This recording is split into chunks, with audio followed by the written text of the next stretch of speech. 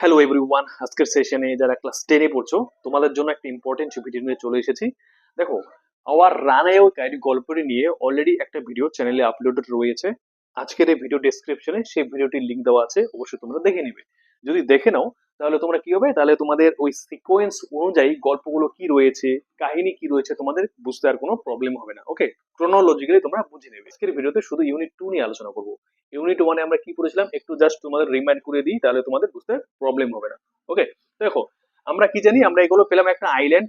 যে আইল্যান্ডের নাম কি, আমরা আইল্যান্ডের নাম পেয়েছি the big half moon. Okay, the big half half moon, H এর এই capital, the big half moon light house. Light house কি আমরা আগের ভিডিওতে বলেছি, যারা দেখোনি অবশ্যই তোমরা দেখে নিবে।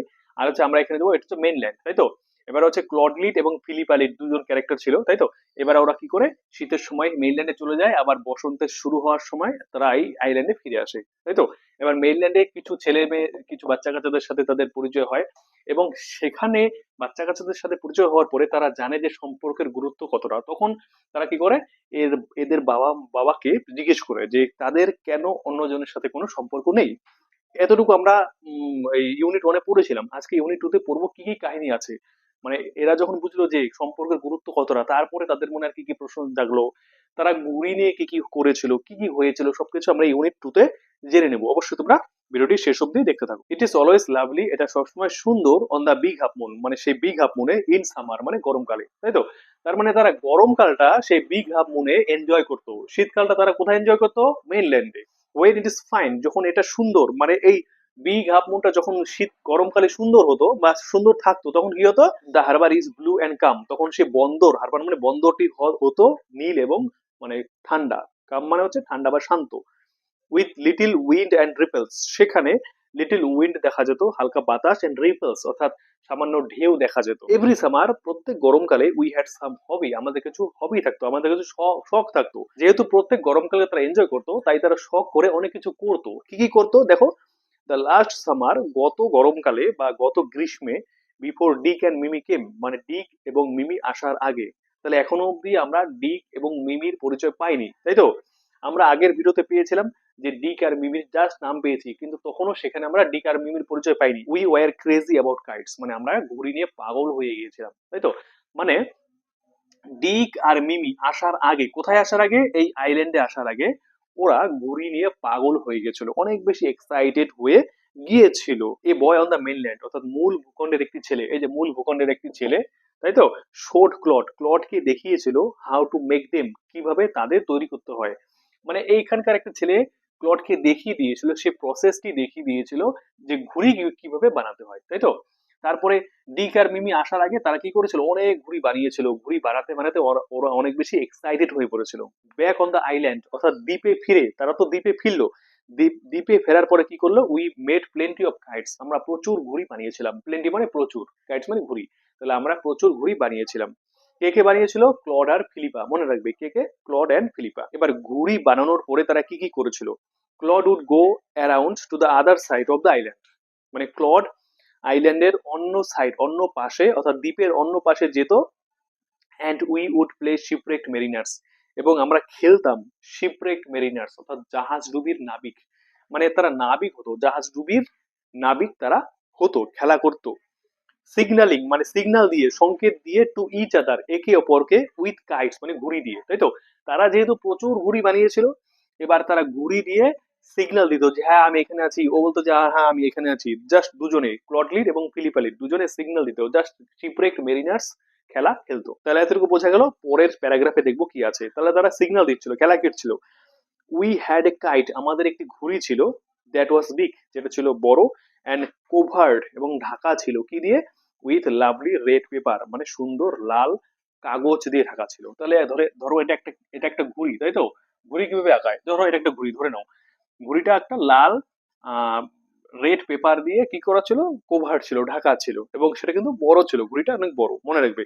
তাহলে প্রশ্ন আসতে পারে, how how was the kite, how was the kite that Claudlid and Philippa Lid had, মানে ক্লডলিড এবং ফিলিপা লিডের কাছে যে ঘুড়িটা ছিল সেটা কেমন ছিল।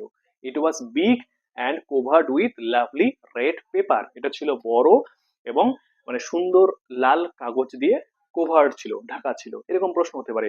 অবশ্য তোমাদের যেহেতু প্যাসেজ দেওয়া থাকবে, প্যাসেজ দেখে দেখে তো লিখতে হবে, সেজন্য তোমরা প্যাসেজ দেখে লিখতে পারবে, কিন্তু তোমরা সাজানোটা হয়তো নাও পারতে পারো।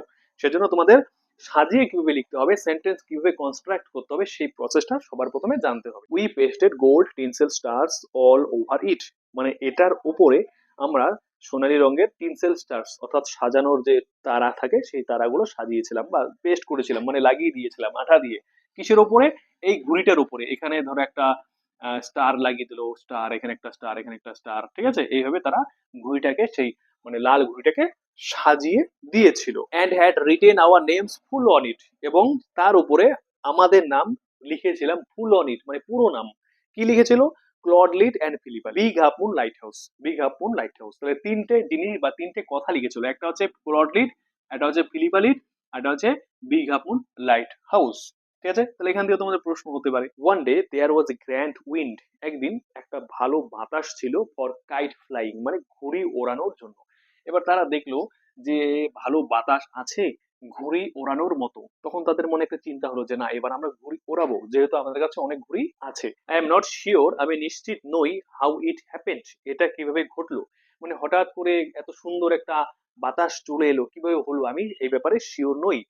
But as I was bringing the kite, যেহেতু আমি ঘুড়িটিকে আনছিলাম, ব্রিং মানে আনা, যেহেতু আমি ঘুড়িটিকে আনছিলাম ফ্রম দ্য হাউস, মানে বাড়ি থেকে, তাহলে ন্যারেটার কোথা থেকে ঘুড়িটা আনছিলেন? ফ্রম দ্য হাউস, বাড়ি থেকে। আই ট্রিপড, আমি ট্রিপড খেলাম, মানে হোঁচট খেলাম, and fail over the rocks, এবং শিলার অনেক শিলা ছিল, শিলার উপরে ফেল করলো, মানে পড়ে গেল। ওকে, তাহলে ফিলিপালিট ঘুড়ি আনার সময় হোঁচট খেয়ে পড়ে গিয়েছিল। ঠিক আছে, এটা clear? My elbow went clear through the kite, আমার এলবো মানে কনুই, এই কনুই ওয়েন্ট ক্লিয়ার মানে পরিষ্কার হয়ে গিয়েছিল, থ্রু দ্য কাইট মানে সেই ঘুড়ির মধ্য দিয়ে। মানে কি? মানে আমার কনুই লেগে সেই ঘুড়ির যে উপরে যে পেজটা ছিল অর্থাৎ কাগজটা ছিল, সেই কাগজটা ফেটে গেল, মেকিং এ বিগ হোল, একটা বড় গর্ত করে। ঠিক আছে, সেখানে একটা বড় গর্ত হয়ে গেল। উই হ্যাড টু হারি, আমাদেরকে তাড়াতাড়ি করতে হয়েছিল, টু ফিক্স দ্য কাইট মানে ঘুড়িটাকে ঠিক করার জন্য। If we wanted to send it up, যদি আমরা চাইতাম এটাকে উপরে নিতে, মানে ওরা চেয়েছিল যে ঘুড়িটাকে উপরে উঠাবে বা ওড়াবে, তাই তো ওরা তাড়াহুড়ো করেছিল যাতে তারা ঘুড়িটাকে উপরে ওঠাতে পারে। বিফোর দ্য উইন্ড ফেল মানে মানে বাতাস কমে যাওয়ার আগে, মানে বাতাস পড়ার আগে, তাই তো? উই রাস্ট মানে আমরা রাশ মানে ছুটে যাওয়া। তাহলে উই রাস্ট মানে আমরা ছুটে গিয়েছিলাম into the light house, light হাউসে। কেন লাইট হাউসের দিকে ছুটে গিয়েছিল? টু গেট সাম পেপার, কিছু পেপার আনার জন্য। এই পেপারটা তো ছিঁড়ে ছিঁড়ে গেল, তাই তো? এখানে যে পেপারটা ছিল রেড পেপার, সেটা তো ছিঁড়ে গেল, এবার অন্য পেপার দিয়ে সেটাকে ফিক্স করতে হবে। তাই সেই অন্য পেপারটি আনতে যাচ্ছিল লাইট হাউস থেকে। উই নিউ, আমরা জানতাম, there was no more red paper, যে সেখানে আর কি নেই? লাল কাগজ নেই। We took the first thing that came handy, আমরা নিয়েছিলাম প্রথম জিনিস যেটা হ্যান্ডি এসেছিল অর্থাৎ হাতের নাগালে এসেছিল। অ্যান ওল্ড লেটার, একটি পুরনো চিঠি। লাইং অন দ্য বুককেস, যেটা লাইং ছিল অর্থাৎ পড়ে ছিল বইয়ের তাকের উপরে। ইন দ্য সিটিং রুম মানে বসার রুমে। উই প্যাচড, আমরা প্যাচ করেছিলাম মানে পেঁচিয়েছিলাম, দ্য কাইট মানে ঘড়িটিকে, আপ উইথ দ্য লেটার মানে চিঠিটি দিয়ে আমরা ঘড়িটাকে মানে পেঁচিয়েছিলাম। কোন চিঠি? যে চিঠিটা তারা তাদের হাতে নাগালে এসেছিল, সেই চিঠিটি দিয়ে তারা ঘড়িটাকে পেঁচিয়ে দিল। A sheet on each side, মানে প্রত্যেকটা সাইডের একটা শিট ছিল। And dried it by the fire, এবং সেটাকে ড্রাই করেছিল মানে শুকিয়েছিল কি দিয়ে? বাই দ্য ফায়ার অর্থাৎ আগুনের পাশে নিয়ে গিয়ে তারা সেটাকে শুকিয়েছিল। উই স্টার্টেড আউট, আমরা যাত্রা শুরু করলাম। And up went the kite like a bird, এবং মানে সেই ঘুড়িটি পাখির মতো উপরে উঠে গেল। ঠিক আছে, যখনই তারা মানে যাত্রা শুরু করলো, তখনই কি করলো? সেই ঘুড়িটি পাখির মতো উড়তে শুরু করলো। তাহলে এখানে কার সাথে কার কম্পারিজন করা হলো? ঘুড়িটির সাথে একটা বার্ডের কম্পারিজন করা হলো। The wind was glorious and it's sword, বাতাস ছিল গ্লোরিয়াস অর্থাৎ গৌরবোজ্জ্বল, অনেক বেশি গৌরবে উজ্জ্বল। অ্যান্ড ইটস সোর্ড, এবং এটা উপরে উঠে গিয়েছিল, সোর মানে উপরে উঠে গিয়েছিল। All at once it snap, মানে হঠাৎ করে এটা ছিঁড়ে গেল, ছিঁড়ে গেল মানে সেই ঘুড়িটি ছিঁড়ে গেল, মানে ঘুড়ির সুতোটি ছিঁড়ে গেল। অ্যান্ড দেয়ার ওয়াজ ক্লড, এবং ক্লড ছিল স্ট্যান্ডিং মানে দাঁড়িয়ে। কিভাবে দাঁড়িয়েছিল? With a bit of cord, মানে এক টুকরো কর্ড নিয়ে, কর্ড মানে সুতো নিয়ে। ইন হিজ হ্যান্ড মানে তার হাতে। লুকিং ফুলিশ, বোকা দেখাচ্ছিল, ওদের হাতে সেই ঘুড়িটি ছিল, তাই তো? এবার ঘুড়িটি কি করলো? বাতাসে ছিঁড়ে গেল। এবার ছিঁড়ে যাওয়ার পরে ক্লড সেই মানে সুতোর অংশটি নিয়ে হাতে দাঁড়িয়েছিল। ওকে, জাস্ট বোকার মতো।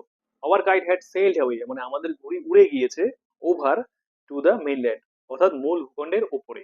তারা বললো যে আমাদের ঘুড়িটা মূল ভূখণ্ডের উপরে চলে গেছে। এতটুকু ইউনিট 2 তে বলা রয়েছে। তো দেখা হচ্ছে নেক্সট ভিডিওতে। Thank you for watching the video.